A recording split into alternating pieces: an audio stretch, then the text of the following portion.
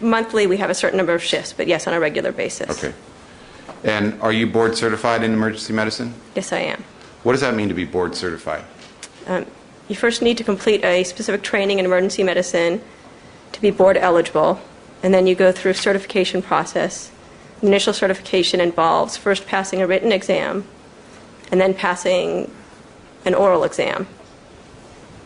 And then you must continue to have further certifications and sort of approval of and continuation of your education and recertification every 10 years. So I was certified initially in 1999, and I recertified in 2009.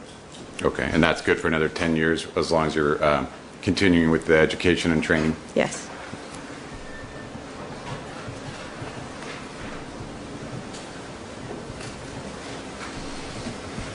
Now, directing your attention to June 25th, 2009, were you employed, as you've indicated, as an emergency room doctor at UCLA Medical Center? Yes. And that was just part of your regular shift on that day? Yes.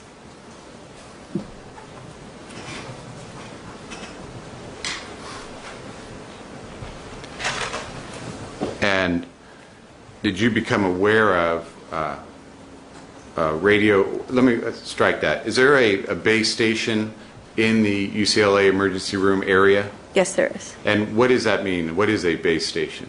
So we have nurses that are not just trained as emergency nurses. They have specialized training called a mobile intensive care nurse, or MICN license. They answer radio calls from paramedic runs.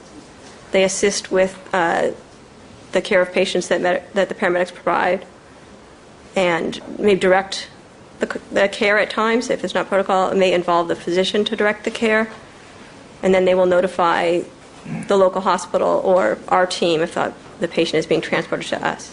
Okay.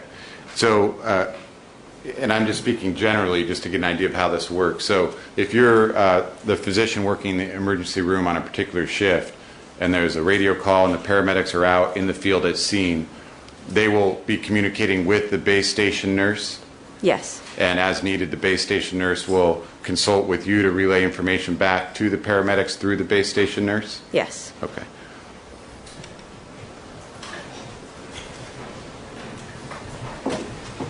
And on that day, June 25th, 2009, were you involved in this communication with the base station nurse involving a patient that you subsequently learned was Michael Jackson, the decedent in this case? Yes, I was. Okay.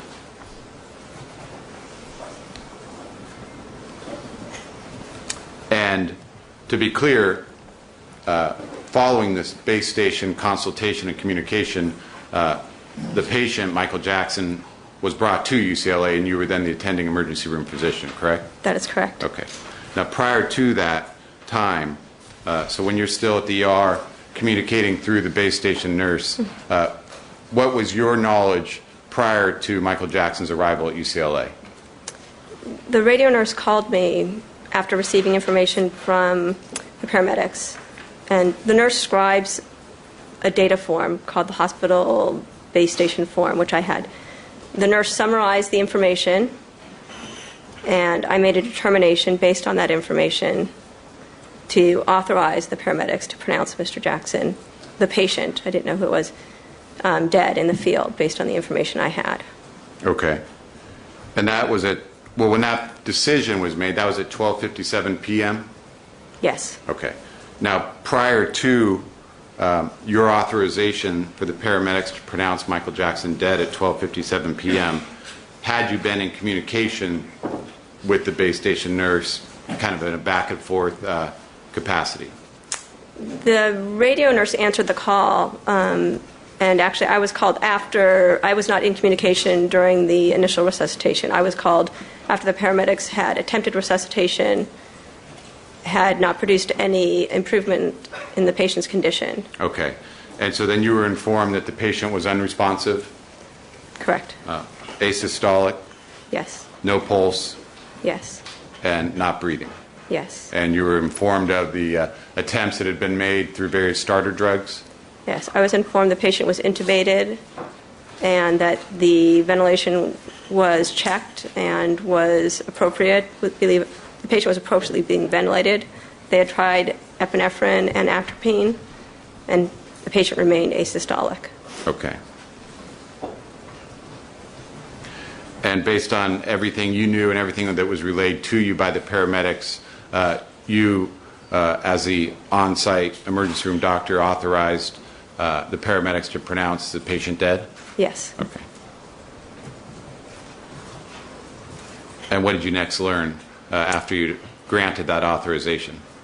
The radio nurse then called me back and said that there was a physician on scene who was requesting the paramedics provide other medications. Okay, and what happened then? At that point, the medication that was requested was sodium bicarbonate. It's a medicine that if you were to proceed and continue attempting to resuscitation would be appropriate. And I then said that yes, if this was a physician with an active medical license, the paramedics could administer that medication at that physician's discretion. However, they would need to begin to transport the patient to the local hospital. And that Okay. physician would have to take over control of the resuscitation and travel with the patient in the ambulance. Okay. And just backing up for a minute, Dr. Cooper, regarding pronouncement of death, are there certain protocols that are followed, certain information that you need to retain before you would make such a pronouncement, in addition to what I listed off earlier? The report I had was that on arrival, when the paramedics arrived, the patient had no signs of life, was clinically dead, had an attempted resuscitation, and the estimated time down was at least 40 minutes, which in the LA County field protocol, once resuscitation attempts have been made for about 20 minutes with no improvement, it meets protocol for pronouncement. Okay. And had you also been informed that the pupils were fixed and dilated? Yes. Okay. And then with the amount of time that resuscitation efforts had been ongoing, in addition to the physical characteristics that have been described to you, consistent with the protocols, that's when the pronouncement of death was authorized? Yes. Okay. Now, when you then learned that the personal physician wished to accompany Michael Jackson, that's when you authorized or directed, rather, that the physician would have to accompany the patient to UCLA? Yes. If a physician is going to take over base station control and order treatments of the paramedics, that is a requirement. Okay. So at that point, at least while Mr. Jackson was at the 100 North Carrollwood location and during transport to UCLA, the personal physician would be the one who had assumed care? Correct. Okay.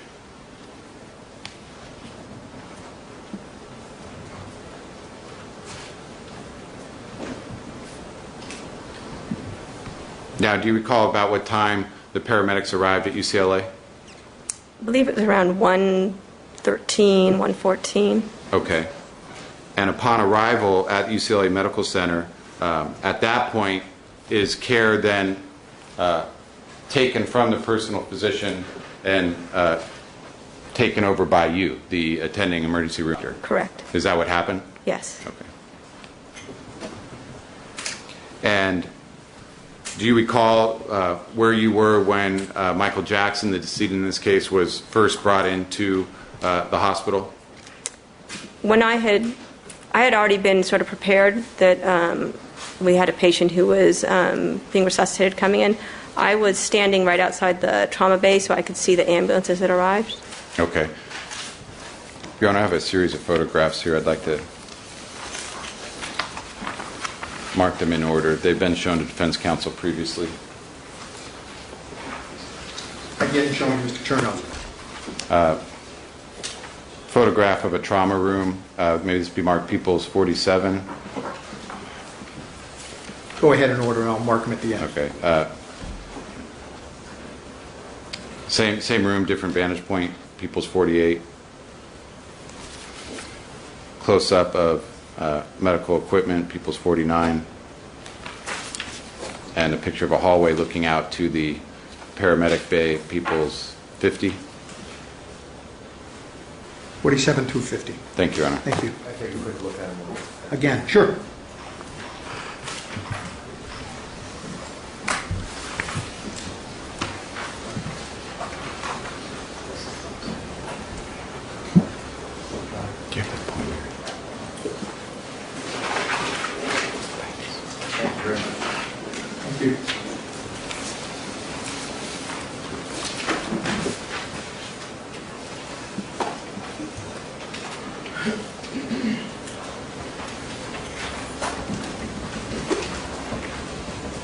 Ms. Benson, could you get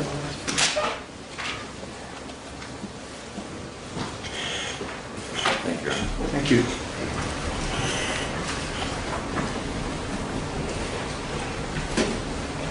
Dr. Cooper, do you see People's 50 up on the screen?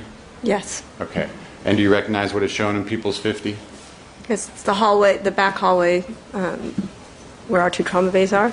Where, I'm sorry, where what? We have two trauma bays, Okay. and that's the hallway, and at the end of the picture, that is the ambulance arrival.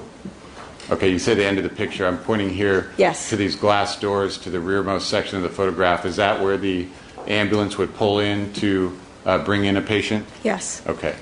And looking then from this vantage point to the right of the hallway, is this the trauma room Yes. to which Michael Jackson was taken? Yes. Okay. So when you indicated that prior to the paramedics' arrival with Michael Jackson, you were prepared. What did you do to prepare? I supervise residents, so we had the residents. When we have a code coming, there are a number of additional providers who are called. So a pharmacist was called and was in the department, in the trauma bay waiting. A respiratory therapist would already be there. Our social worker would be notified.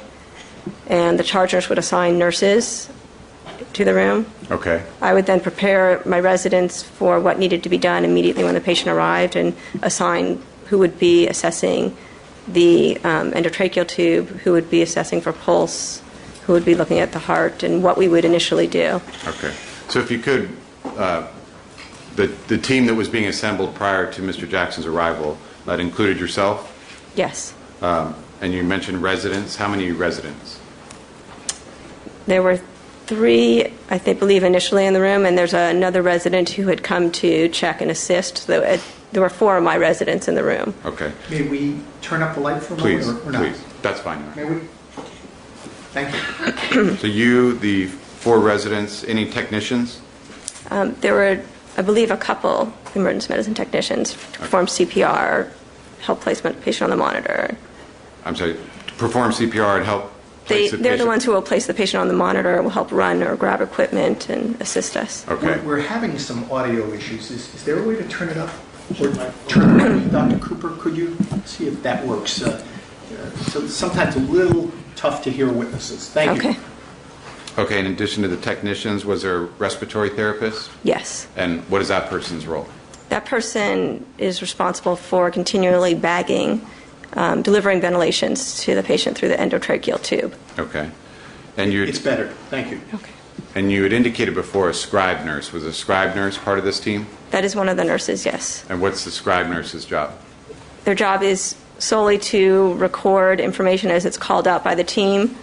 And they may also be, there's a phone next to where the scribe nurse is, so when I ask for a cardiology consult, the scribe nurse may be the one to tell the central work area to call. Okay. And then were there any other circulating nurses? There were probably 2, if not 3. And what is their responsibility in this type of situation? So they will attempt to obtain IV access. They will draw bloods as we ask them. They will administer the medications that I ordered. Okay.